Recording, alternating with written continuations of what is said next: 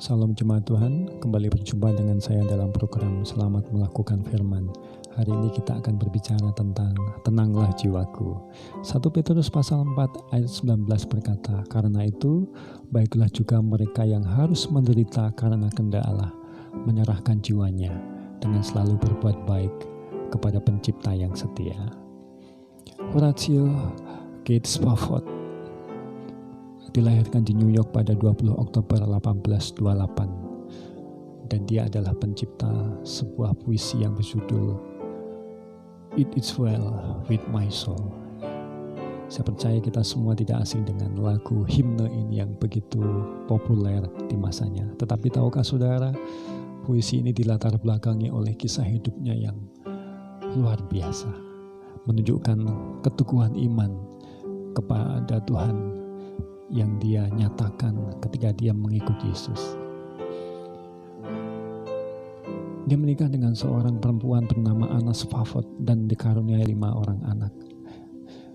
Pada tahun 1870, satu-satunya anak laki-laki yang dia punyai meninggal karena satu penyakit.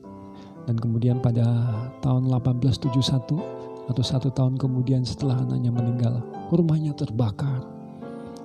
Bukan hanya itu, pada tahun 1873, ketika istrinya bersama dengan 4 anaknya menghadiri sebuah acara rohani yang dipimpin oleh D.L. Moody pada waktu itu di Inggris, mereka kemudian berangkat naik kapal, tetapi di tengah perjalanan, kemudian kapalnya mengalami kecelakaan. Pada waktu itu ada 226 penumpang meninggal, dan 4 diantaranya adalah anaknya.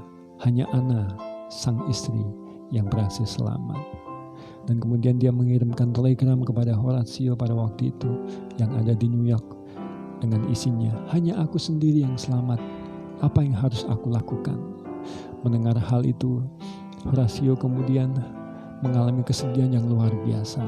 Sepekan kemudian dia menyusul istrinya di Inggris, dan di tengah perjalanan sang kapten kapal ketika di tengah laut dia mengatakan bahwa disinilah terjadi kecelakaan di mana anaknya meninggal pada waktu itu. Hatinya hancur dan mengalami kesedihan yang luar biasa. Tetapi semuanya telah terjadi. Dia pun tetap berdoa kepada Tuhan, meneguhkan imannya.